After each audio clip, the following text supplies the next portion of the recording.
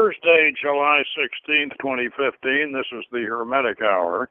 And tonight, your host, Poke Runyon, and Frater Solomon will discuss and perhaps briefly demonstrate a path working to the late medieval artist Hieronymus Bosch's Garden of Earthly Delights, created and narrated by Frater Solomon. Now, this was recently performed at Montserrat for inner order members, and because of the complexity of the imagery, it should be considered an advanced working. The presentation was enhanced by graphic backgrounds and sculptural figures placed on the altar, making it something of a Perky Pat layout. The spectral guide was a figure from Bosch's Revelation of St. John the Divine, called Titanilus, a surrealistic version of a church choir proctor with an insect's tail. So, if you want to open up your mind's eye and step into this fantasy land, we'll tell you how it's done. Let me explain a little bit about a few of the things I just mentioned in the abstract. In the first place, we talked about, I mentioned the Perky Pat layout.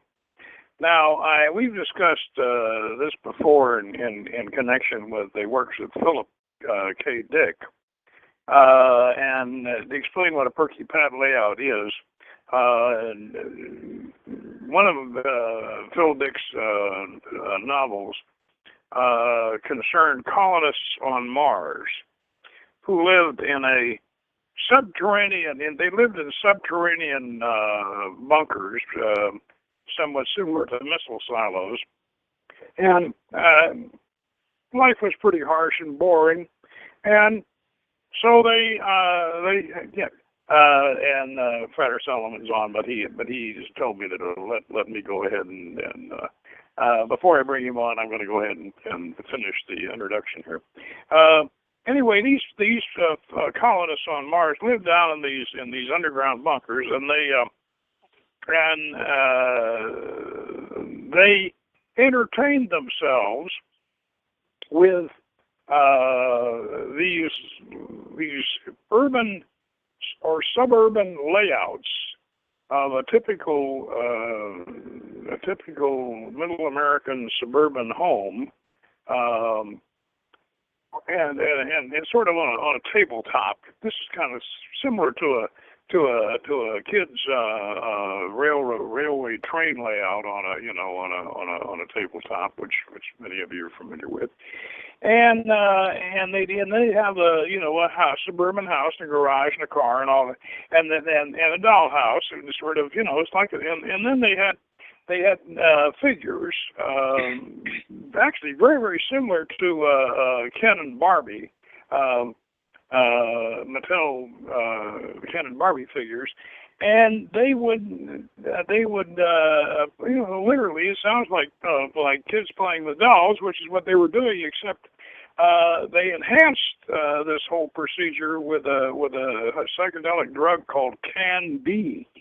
And then they were able to enter their layouts and actually be Perky and Pat and live a suburban life and sort of a little soap opera that they had. And it was a form of virtual reality, or virtual reality game, kind of a cross between having an electric train in your basement and a Monopoly board. But so that is where the Perky Pat idea comes from, and we've used that for temple setups and various things. But this, what we did with this one is we used Hieronymus Bosch action figures, which are really, really fascinating, and these action figures were used on the altar, and we set up the triptych behind them, so they formed a kind of a diorama, if you've ever seen one of these dioramas, like a movie set where you have models in the foreground and a painting in the background, and the whole thing sort of goes together. That's how we set this up, and then Frater Solomon got us into a trance, and we did the path working. And so, Player Solomon, are you there? I am here. Can you hear me? Yeah, I can hear you fine. So, what I would like you to do is to tell us. First, let's talk about all of everything that went into putting this thing together, like getting the action figures and the Bosch figures, and explain to us how we set the whole thing up. And would you go ahead and tell us about that and the preparation you went into for it? Go ahead. Well, what's really neat is a company called Lucian in Netherlands decided, hey, let's make action figures out of Bosch. It's a really popular. He's a really popular painter. So so I got all these figures because Polk absolutely loves Hieronymus Bosch, and so do I. He's got a really neat big triptych of the Garden of Earthly Delights, and it inspired me. It made me think, we go to all these wonderful places on our path workings, but why not Bosch? The symbolism's so rich, and it really is. So the first one we did, because we just had the right devices to start it, was the Garden of Earthly Delights. We had the triptych, and we had all the statues to go with it. So we had the board over last week, and I thought, this could really be fun. And so I started working on a path working, and it's been in the making we've been talking about it for the past couple months. It's probably going to evolve into 6th degree material. Just to give you a little background on the Garden of Earthly Delights, there's 3 tip triptychs. One represents the triptych on the left. You can look it up if you want online, if you have access to a computer, the Garden of Earthly Delights by Bosch.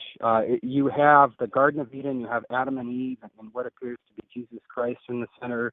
In a centerpiece, you have Paradise on Earth, which represents Bosch's envisioned paradise of the Adamites, who were a sect that says, let's go back to living the way that Adam and Eve did, and dance around naked and we'll be fine. And I read something this week that I think is worth noting, and that is that this actually represents what Bosch would probably have envisioned the New World, the Americas, which had been recently discovered, to be the place where the Adamites could have placed their paradise. There's the New Jerusalem in the Book of Revelation. It's actually described it's about the same size as the continental United States.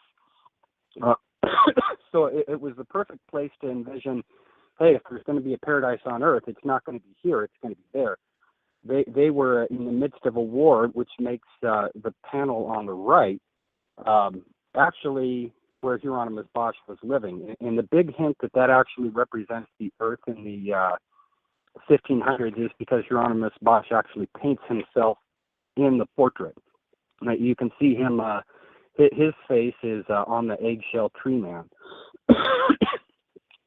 But what I decided to do is we can't have this on Earth if we're going to do a path working, and we want to start experimenting with the stars. So this also represents the spiritual plane. So I decided I couldn't find when Hieronymus Bosch was born because nobody knows, but I could find out when he died, and he died in the constellation of Leo. So I researched Leo, and within Leo, there is one of the stars actually has a planet they've discovered around it, and that star is it was called Rosala by the Arabs, or Mu Leonis by the Greeks. So I decided I'm going to take you guys to this planet, and we're going to experience his spiritual realm, because we know when we pass on, we go back into the zodiac and we go back through our cycle. So this was the perfect place to put it. And so with that being said, I put up the triptych, which Polk had on our altar, and then I took all the figurines and I placed them relatively close to where they were on the triptych. And I took the participants on a journey so they could experience what each of these things little meant. And the good thing about that is it really allows us to delve into that altered state of mind that Bosch was in when he was creating these paintings. And with that being said, Rosala is a star that is it's 122 light years away. So I decided to find out what exactly was going on 122.7 light years ago, so I could actually take you back to the time that we're seeing Rosella right now. I was able to point the participants to exactly where Rosella was from the temple. It was in the direction of Gabriel. Leo is sitting behind Gabriel's quadrant right now. So with that being said, folks, you want me to cue it up and get everybody started to listen in? Yeah, we were saying that we wanted to just do the first say 10 minutes of it. We could run it here and we could run it here and put the phone up the speaker. We can't. Blog Talk Radio couldn't. They couldn't load it, and so we'll do it. But before we get into doing about 10 minutes of it, let me say a few things about this. For one thing, we didn't have like Phil Dick's book. We didn't have any Candide, but we did have some mugwort essential oil, which I passed around, and so everybody had a. Yeah, and the mugwort essential oil, if you put it in your diffuser, is nice for lucid dreaming, and of course the best time to do lucid dreaming is that I found is in the hypnopompic state when you're just waking up in the morning. That's when you can really do it. But the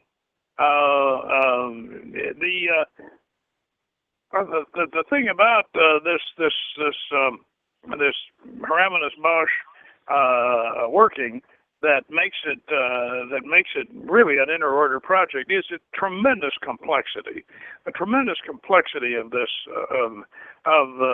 their Garden of Earthly Delights and other works of Bosch that need to be studied. The symbolism needs to be studied, and some people who are already doing that. I mean, this is quite frankly, Hieronymus Bosch is becoming a cult, and as you can probably imagine. And one guy, and I was reading tonight, one guy said every time I look at the Garden of Earthly Delights, the figures have moved. They're in different places. And of course, people thought he was a bit dingy, but yeah, this sort of thing you can get absolutely entranced with this thing, and it's like an Abraham Merritt story where you step into you see the ship of Ishtar and the little figures move around on the deck, and then you go to the ship, and have your adventures on the ship, and this is. And Merritt also wrote one called "The Dragon Glass," where you go through this painting. You go into this painting and Chinese painting, and actually walk down the road up into the Chinese mountains. And this is the sort of thing that we're working on here is to enter this world. And we have by the way, the book, our yoga book, is out. And I'm sent several copies of it, and we're going to be available to members only, by the way, for this year. And we have a method for opening the third eye and actually stepping out into these things, and it's in this book. And this method will work perfectly once we get this path working perfected. Now, with that in mind, you go ahead. Go ahead, Mike, and play the first. Let's just run the first 10 minutes of the path working, and from your end, and we'll see how it plays. Okay, go ahead. Okay. Getting it teed up now. Are you started yet? Yeah. For some reason the volume's kind of low, so. I don't hear it. We want to run it from our end. Shall we run it from our end? Yeah, it seems like when I'm on a phone call, it mutes the sound significantly. I'm going to go ahead. I'm going to go ahead and run the first 10 minutes from our end. Okay. Yeah, that's okay. a good idea. Okay, go ahead. Go ahead, Zandria. Run the first 10.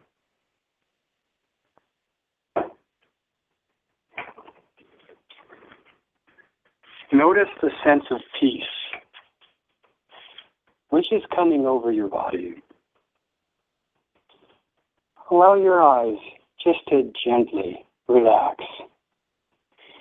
You're going in the direction of water, and you are feeling peaceful waves from the Archangel Gabriel overcoming you, putting you in a wonderful state of absolute peace. And as you allow your eyes to close, notice what you are to remember and let it settle inside your mind. Deeply, powerfully, and wonderfully. All the stresses, all the concerns of this realm are gone. For you are proceeding to a time before you were even born. 122 and a half years ago. Peaceful, relaxed. You are entering a time when you were spirits, free from the cumbersome natures of your daily lives. And you are entering into a realm which is the same.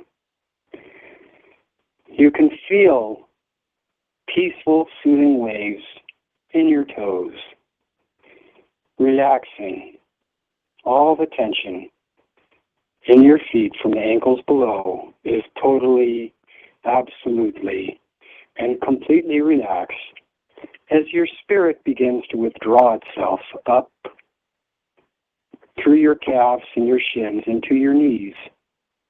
All that which is below is left behind as your spirit body becomes more condensed and feels like loose rubber bands. Your thighs totally relaxed, as though they were dropping to the ground like soft milk. Light, completely relaxed. Your midsection falls like a heavy bowling ball. It drops. You can feel your spirit totally disconnect from your stomach, gradually your chest, your lungs. Your body is doing what it needs to do, while your spirit, your consciousness, pulls itself up. Pulling itself up from the fingers, the tips of the fingers, it is becoming totally relaxed. The hands, you can feel them drop from you as your consciousness floats up, flutters up like butterflies, to the point it's up in your shoulders like air. And your consciousness begins to strangely rise like helium separating from the rest of the air. You can feel your spirit knocking against the tops of your heads. It is knocking. It is ready to leave. Your consciousness is ready to go up. It is ready to race to the constellation of Leo, to the star called Rasala. Notice your spirit. It becomes more condensed, and then pop. You are now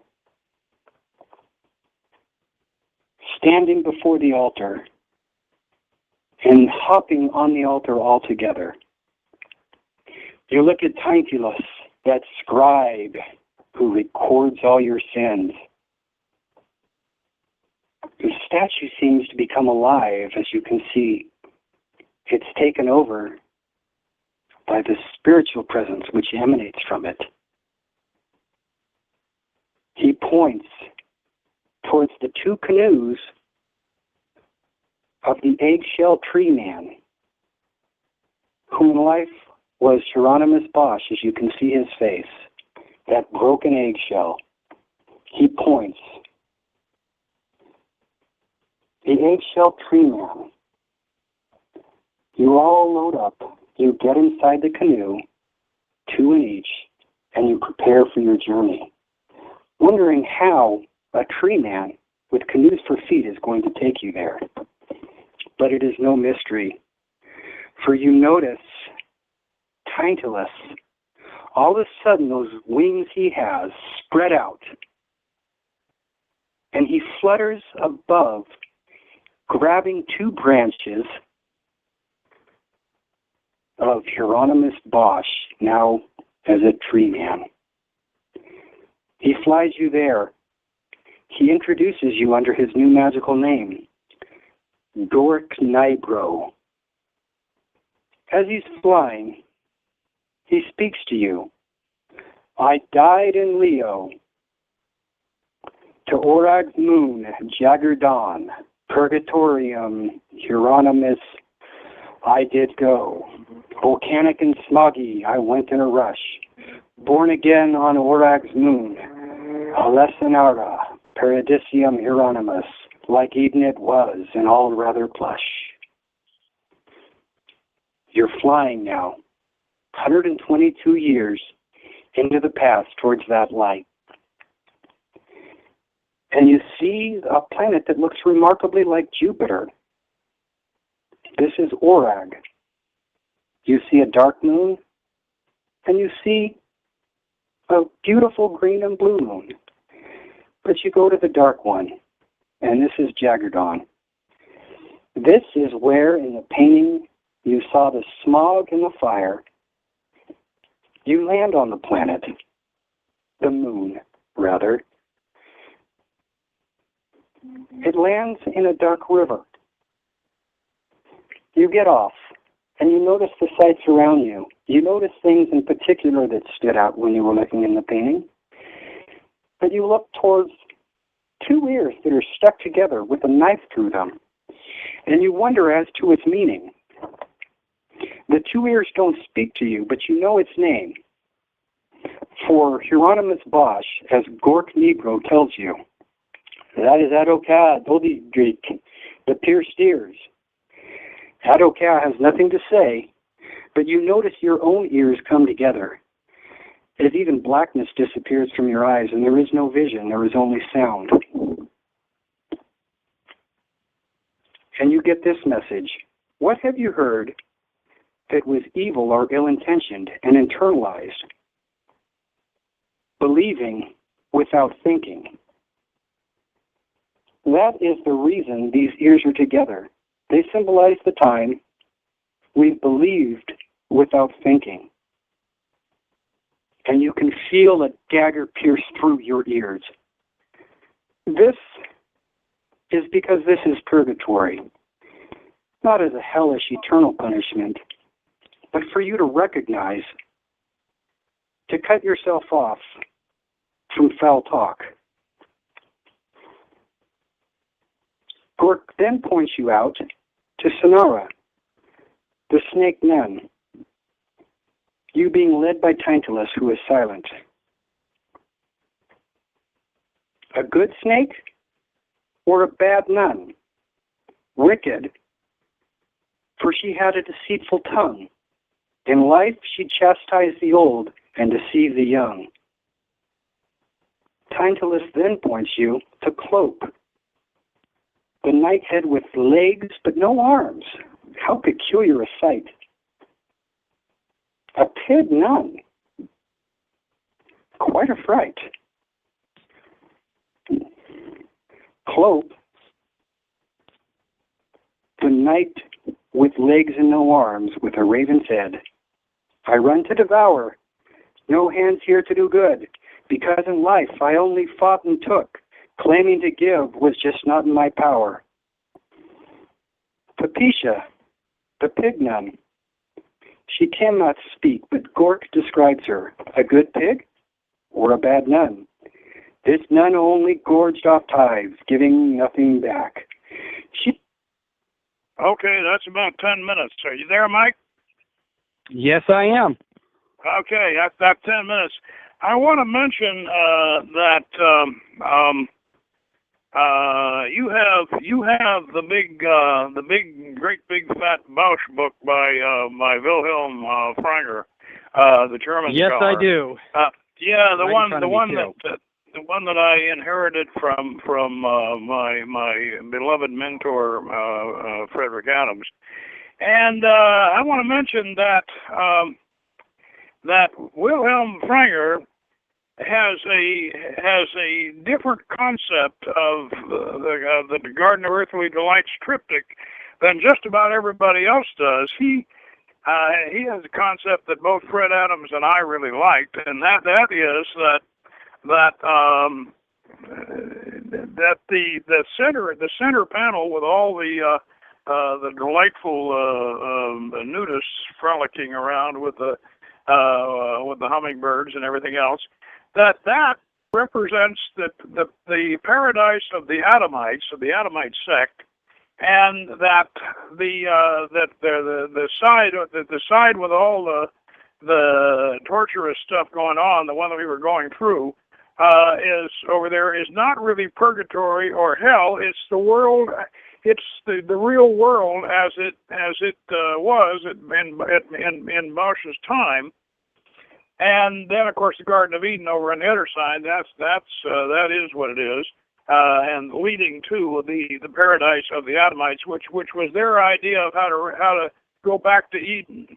In other words, they wanted to recover innocence by returning to paradise and being innocent like Adam and Eve, and just avoiding the snake, and they return to innocence, kind of like the concept of the pure fool at the top of the tree and the arch fool at the bottom of the tree, which we're familiar with and in the Hermetic Kabbalah. Now, that said, that concept, of course, is a lot more. I'm much more in favor of that concept than I am the idea of hell. And by the way, when you review the history of the Netherlands, where Bosch grew up and where he worked, at the time he was working all the way up through, you realize that Fanger's concept is perhaps pretty accurate, because Spain inherited Holland, the Netherlands, as a result of the Habsburg dynasty. This was kind of a tangled royalist politics in the Holy Roman Empire, and the Habsburgs were also related to the Spanish, and so the Spanish ended up controlling Spain for all the way from the 1400s on through to the 1700s, and this was, and so along comes the Protestant Reformation, and the Spanish being being super Catholics, and the Reformation taking place in a lot of it in the Netherlands. The Netherlands during Bosch's life was mostly an absolute hell. It really looked like that right-hand side of the triptych. They had they wasn't the 100 years, it was the 80 Years' War, and the country was just devastated, and they were killing each other over religious issues, and it sounds like the Middle East today. And yeah, it was very much like the Middle East today, and the Spanish were acting like ISIS is acting today, and the Inquisition. And by the way, the Inquisition was chasing Bosch. They were very suspicious of his form of spiritual pornography.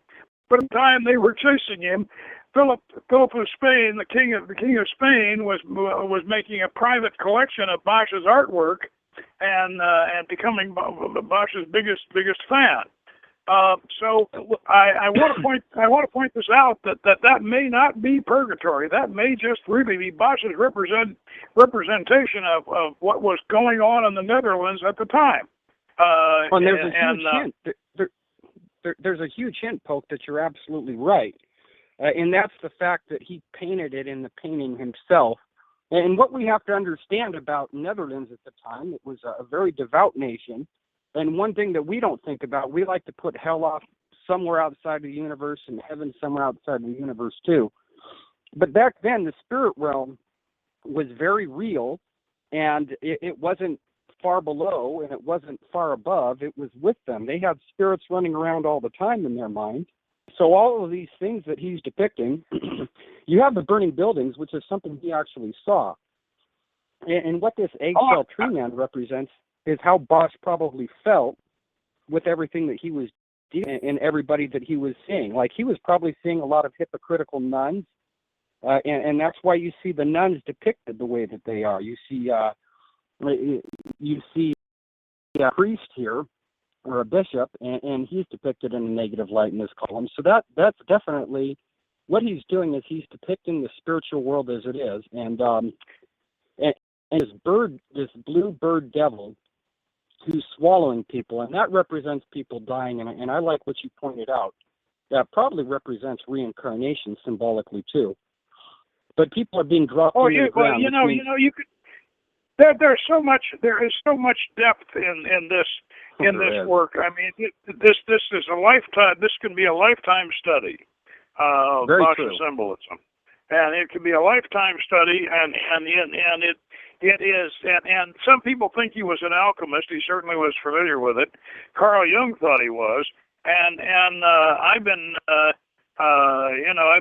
going over these various theories, and you can do a lot of studying on the internet, because a lot of it, a lot of the different theories and all are available on the internet. Once you start Googling Hieronymus Bosch, you're off on your quest. And I want to encourage our people, especially people that are progressing in the order, because this really is an inner order kind of a thing. I mean, it's really complex and the other comparable to Tibetan Buddhism, like their meditation. Yeah, it's very much like Tibetan Buddhism. I wanted to mention this. It is, in a way, it reminds me of the Kala Chakra Tantra. And the reason why it does is because the Kala Chakra Tantra, the visualizations are so vastly complex. They're vastly complex, and that's because it is the highest level Tantra that the Tibetans have. And in a sense, this Bosch's symbolisms, in a sense, can be the Western, can be the Hermetic traditions, one of the Hermetic traditions' highest tantras, because it's a massive work, and mastering it would, on the spiritual side, would, as I say, it can be a lifetime study. And the idea of being able to actually go into this. Remember when we started out talking about this project, I wanted to kind of do and I may do it yet, a Dan Brown type story, Langdon kind of story where the archaeologist or the philosopher or whatever, he visits the Prado in Spain, and he's looking at the painting, and the guardian in the form of a monk comes up behind him, and sort of taps him on the shoulder and whispers in his ear, "You want a closer look?" Something like that. And the King Philip has a secret grimoire that he has developed along with a magician, somebody, that they developed this method of getting into, of actually a magical ritual for getting into the end of the Bosch world, and make a story out of this, and we've been thinking about that, and we discussed it, and that's where that's where I got you thinking about who the guardian ought to be, and then you selected right. what? How do we? I mean, see how this Well, name I gotta Titanillus becomes the guardian, and I said, well, we'll make him a monk. We'll make him a monk for the sake of he's the perfect candidate. He make him a monk in the Prado art gallery, and yet we can't have his great big insect tail. Well, you know, he dragging out from under his monk's robe. That's possible, but that he would be because he's a choir master, and he looks like a choir master, you know, with his face, and he would be the guardian. And then we could have King Philip's old grimoire in a glass case, you know, opened up, an illuminated manuscript, and that's the ritual on how to get into the path working. The whole idea is really I think it's fascinating. But you know, these little figures, these wonderful little sculptural figures, and you know, I know you got quite a collection of them now. And of course, I'm going to start developing a collection too, because I find this whole subject absolutely fascinating. But let's talk a little bit about Spain under the Spaniards. Do you have anything to say about that? Well, I mean, Hieronymus Bosch was really he was in quite a pickle. I mean, he was favored by the king, but hated by the Inquisition. And that confusion and that fear, but that desire to please really just ignited some incredibly beautiful imagery, but scary imagery at the same time. You could tell he hated the hypocrisy of the Inquisition, because if you look at the Garden of Earthly Delights, one thing that you'll notice is you don't see a single nun, bishop, or priest. You only see them where he's painting the hellish world, which shows that what he's doing is he's criticizing the hellish Europe that he lived in, because it was literally a hell on earth at that time. It was very scary. The Inquisition was very evil. And the figures who seem to be painted to the worst tend to be the nuns, bishops, and knights are the ones that are depicted as the worst beings, because they were the ones who were in charge of all the killing. Well, speaking of I was going to say, speaking of the Inquisition. Go on. Yeah. I want to mention, speaking of the Inquisition, we aside, you know, they also made inroads into Italy. They constantly because the Spaniards were constantly going into Italy during the Renaissance, you know, and they made an incursion into Italy and took over Florence back in about 1300. The Inquisition took over Florence, and the first European magician to do a goetic evocation in a mirror, by the way, was Secco de Ascoli, and he wrote a book about it and mentioned his summoning this goetic demon in a mirror, and mentioned that in a book he had on astrology. And he went over and visited Florence and didn't realize that the Spanish Inquisition was in charge in Florence, and they grabbed him and burned him at the stake. And you know, these people were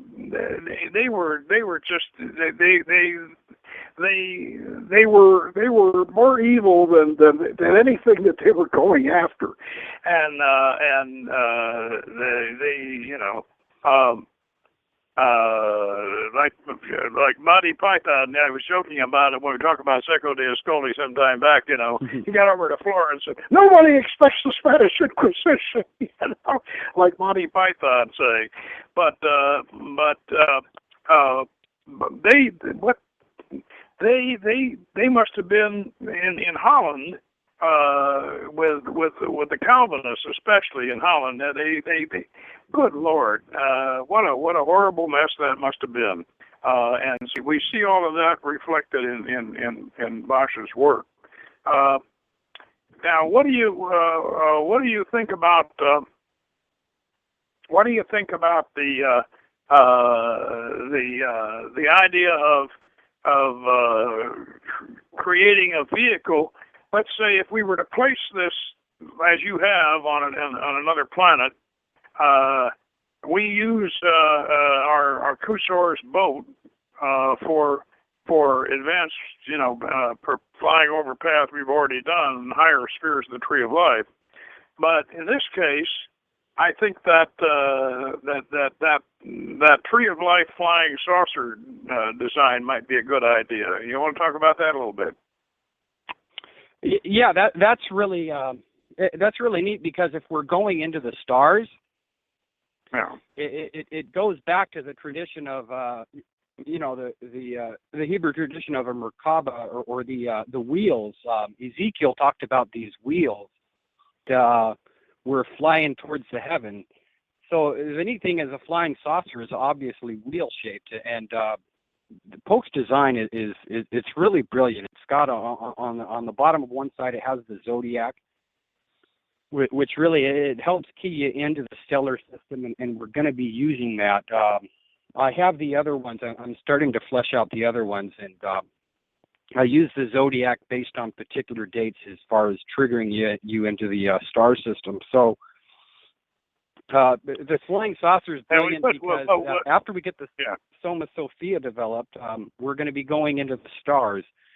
What we've been doing, like in the outer order, Kusor, it's more of an internal journey, but this is a journey that really, it spreads you out into the entire universe. So the flying saucer is a good vehicle to really, we went in the mind. Now what we want to do in the inner order is expand the mind to fill the whole universe. Well, what I've been thinking in regard to that wheel, or it literally is. We might the term flying saucer is a bit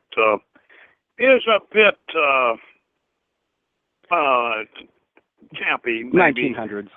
Maybe we ought to call it. Maybe we ought to call it the heavenly wheel, because what it will be is the spheres of the Tree of Life around in a circle, and they revolve. And so it looks, and they revolve, and of course, and we can have some interesting tonalities when that occurs. And then I used a kind of a flexible unicursal hexagram in the middle, sort of as the engine that runs the whole thing. Put the breath in the middle of it, so it becomes a revolving Tree of Life, and that way it's a revolving Tree of Life that could go through the Da'at or Saturn Gate and be off on its way. And because we need some sort of a magical vehicle, and I think that's probably better than using the Cusor's boat actually could spread its wings and fly off into outer space, and I've done that before with Cusor's boat. But I think that it's better to do something like this, and these are all plans that we have for well, basically they're 6-degree type techniques and workings. I think that the whole Bosch universe or Bosch realms, we ought to start collecting and researching the symbolism from a Hermetic point of view, and get that together and keep working on this. So any final thoughts before we conclude here? Yeah, we got 15 minutes, so I'll talk a little bit about his other two paintings. One's really neat. The symbolism is absolutely amazing because it was in the 1500s, and that is the Temptation of Saint Anthony. That's going to be taking place in the conjunction of Capricorn when Saint Anthony's the feast day is Saint Anthony of Alexandria, and I couldn't find any planets that we discovered in Capricorn yet, but I did find a Messier object. So there's a really big star cluster we're going to be able to go to find the planet where all that took place. So we'll have fun. But one of the neat figures that's in there on the left-hand triptych is a birdman, really big birdman. He's got a red cloak on. And on the side, he's got a lapel. It's yellow with a blue square and compass. It's a Masonic symbol, and it existed in the 1500s before we knew that Masonry. We don't have proof that Masonry existed, solid proof that scholars agree on. But to me, this is an indicator that maybe, just maybe, he was a Mason before Masonry was as widespread as it became in the 1700s. Yeah, you showed me that, and I think we showed that to Philos too, and that's really amazing, because it looks like, yeah, it does. It looks just exactly like a square and compass, and nobody added that to the painting. That's original, and so Bausch is just really a treasure trove of marvelous images, you know, and. There's a magic mirror in the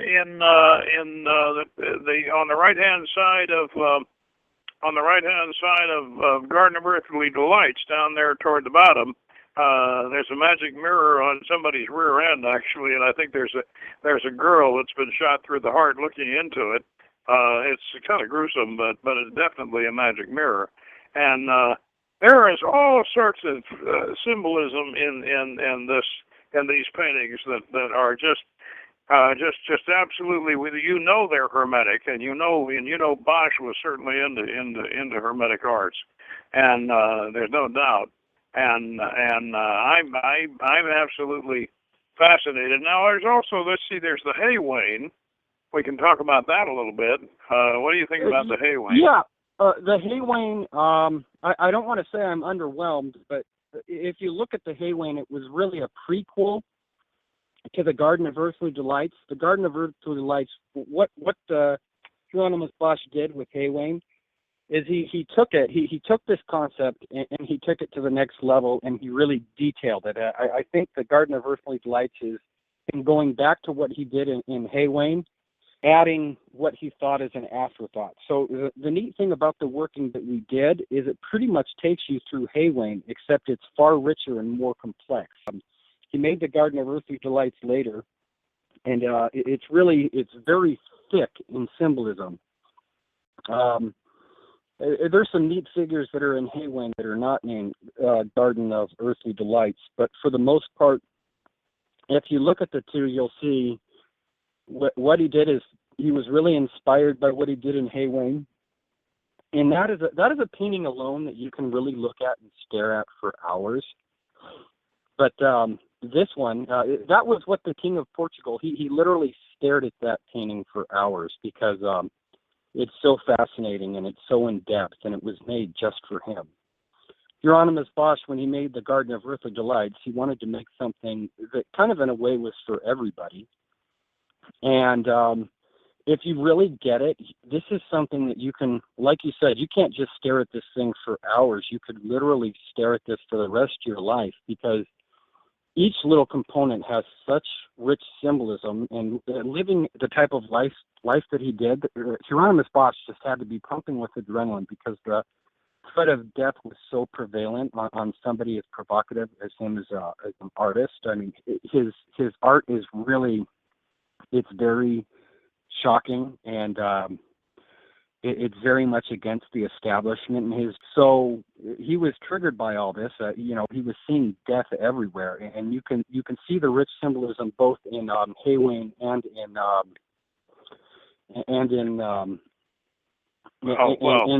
the Garden of Earthly Delights. Now looking at the Haywain, he does have a richer depiction of the Garden of Eden in a way that's actually significant. Remember how we talked about Elohim and Jehovah being separate in the Old Testament? He paints Elohim in the sky, but Jehovah's on the ground with Adam and Eve. he seems to distinguish the two when he paints them in this picture in a way that's kind of interesting. You have a being on the ground who's Jehovah talking to Adam and Eve, and then you have Elohim who's more in the sky. And I don't know what he was keyed in on, but at least on a subconscious level, we know that there's a God who's all powerful and loving in the Bible, but there's also a version of God that is more capricious. One author, Wellhausen, I think he probably, I don't remember exactly when he lived, but he might have lived around the same time and day as Hieronymus Bosch. Now that I think about it, it'd be really interesting if he did, because he posited the theory that the Elohim of the 5 books of Moses was different than the Jehovah of the 5 books of Moses. And he started splicing apart. His name was Wellhausen. He started splicing up where the name Jehovah was used and the name Elohim was used. And we start coming up with 2 completely different conceptions of God. Elohim is in the heavens, and he directs his angels to do things from there. And then Jehovah is on the earth. You read the first 2 chapters of Genesis, you'll see it. God said, and this was done. God said, and this was done. The next one, Lord God, he goes down and creates Adam and Eve himself. That's actually Jehovah. The first one, it's Elohim in the first chapter, and then the second one, it's Jehovah. And Jehovah has to go down to create man himself. He can't just do it with his word. Elohim does it with his word. So there's kind of an interesting string where there's 2 different conceptions of God. One is, the vindictive Old Testament God that we all recognize. The other one's the more distant Elohim, who kind of represents the compassionate Father El that the Canaanites used to worship. So I hope I'm saying something that is good and worthy of discussion there. Well, but it's just interesting that Bosch separates those 2. He separates Elohim and Jehovah in his paintings. Well, you're going right along with our philosophy that actually reflects a lot of the early Gnostic ideas that the real Father God is not Jehovah, and the real Father God corresponds with the ancient Phoenician and Canaanite El, and the El who was called the compassionate, and whereas Jehovah was jealous and wrathful, and that goes right along with that, which of course was the view of a lot of the Gnostic sects.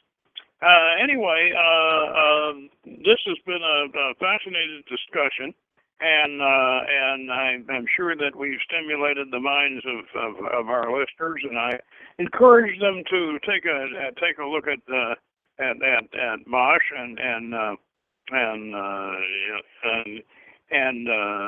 but the main thing about this whole thing is stimulates creativity, and it stimulates creativity, and it's a wonderful link. It establishes this link between the artistic creative process and the spiritual process, and that's what I think is really wonderful. And so thank you so much for coming on board in this, and thank you so much for perfecting and doing that operation and setting that whole thing up. And I really enjoyed it, and I hope we've inspired some Hermetic art lovers this evening. And next week we'll try to. I don't know. We're going to have a hard time topping this one, but next week we'll be back and on the Hermetic Hour with another stimulating show. And until then, good magic. All right, thanks for having me on. Good.